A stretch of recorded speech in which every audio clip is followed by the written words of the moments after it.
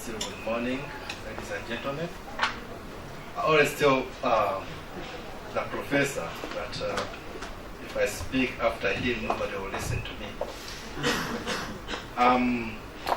Musa Lwanga from the Economic Policy Research Center, and I have a simple task of trying to look at the economic implications of the election spending in Uganda.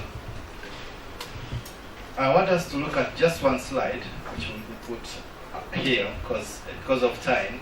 I'm just going to show you one slide. And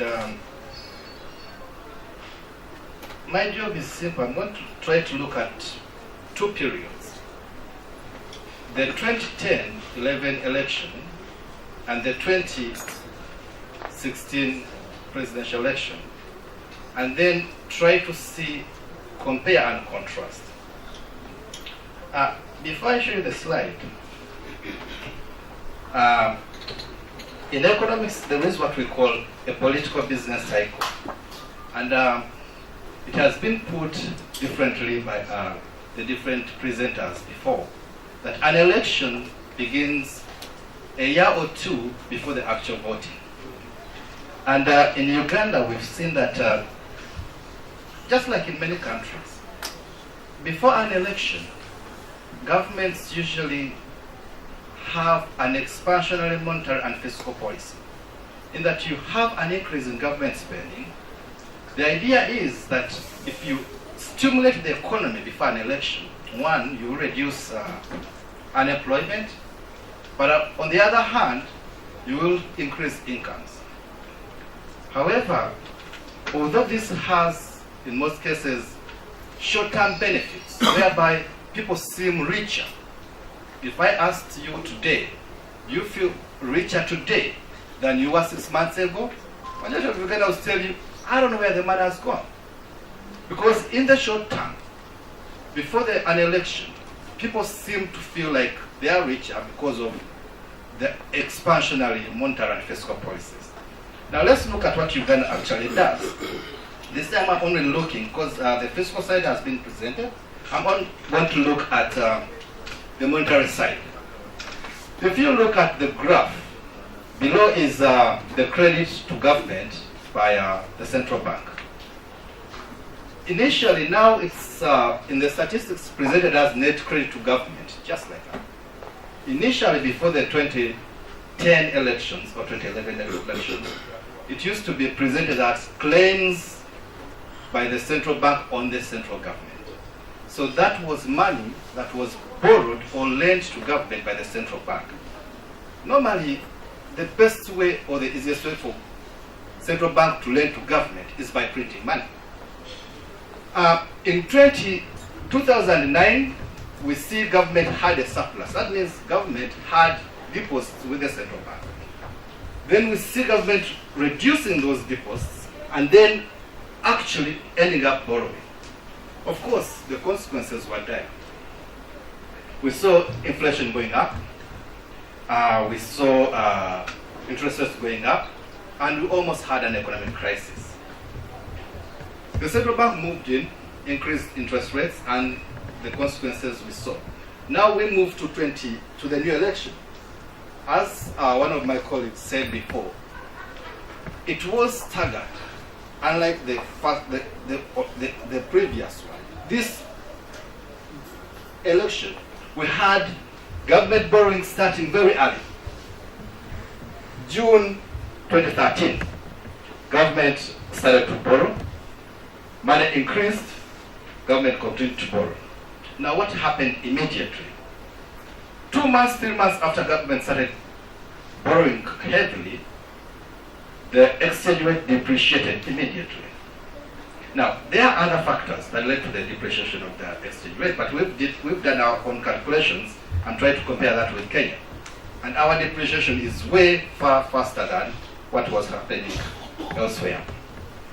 So what did the central bank do as soon as the exchange rate started to depreciate? Because all these macroeconomic variables feed into one another.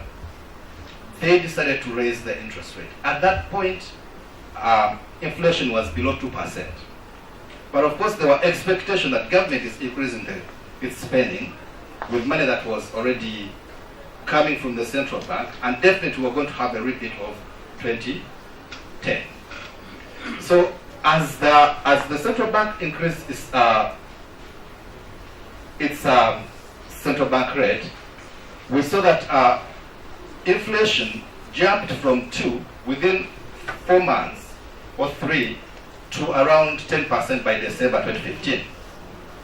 Of course, the central bank continued to push the central bank rate from, well, it started from 11% almost to 16%, then 17%. This was in anticipation of what would happen if this money that was being spent on campaigns got into circulation. This has a number of implications. What happened? As soon as the central bank rate went up, so did the lending interest rates. Now, lending interest rates have a big bearing on business and the cost of capital. So what happens, there are a number of things that happen with this kind of behavior from the central bank, which I could look at. On the bank side, if you look at the statistics, non-performing loans have increased from around 4% to 9% as a share of total loans. But also on the farm side, we have an increase in the cost of production, which means there will be a reduction in employment. Going forward, we might see a reduction in private investment.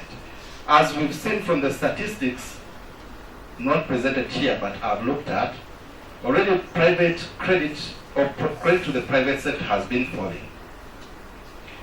Then on the household side, due to the depreciation that came with increase in money in circulation, prices of imported goods increased. Of course, for some of you who have used umeme and national water, you would realize that at some point, because our utilities are pegged to the dollar, even your bills, monthly bills were increasing. So that's on the household side. But also, there will be loss of revenue due to increased unemployment arising from lack of investment from the private sector. Now, so many people have asked me a question. If the graph shows that government this time even borrowed more than it borrowed before, why have we had no inflation? Well, the situation has only 3 different variables. 1, Bank of Uganda woke up early and raised the interest rate. That's 1. 2, internationally, oil prices have been very low. Of course, for most of you who drive, you realize that you haven't seen that on the pump prices.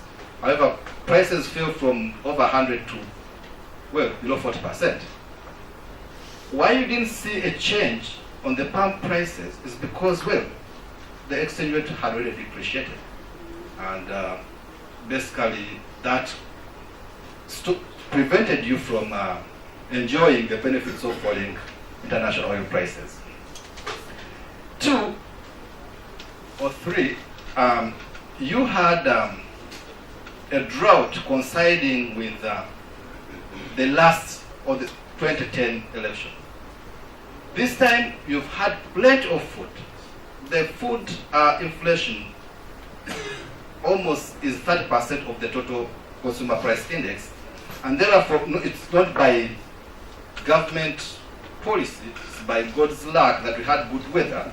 That's why we were able to escape inflation this time. So, if I would summarize, I mean, there are 2 things that we have to look at and we should expect in future.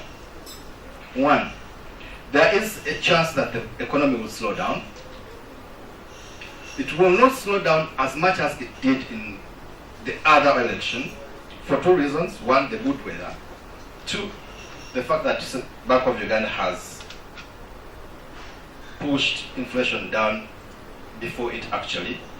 But the real effect on the slowdown is going to be on private investment. the cost of capital is high, and it's going to stay high for some time. Thank you very much. Thank you very much, Mr. Lwanga. And thank you very much. Can we give a big round of applause to all the three listeners? Thank you. Now this is our time. We'll spend about 15 minutes. Make comments, ask questions. Direct your question either to Henry Muguzi, who presented the main report, or to any of the three discussants, or make your comment as you wish, but kindly keep it as short as possible to allow as many of us to participate as possible. I need some assistance from ACFIM to move the other microphone, the one that is on the podium.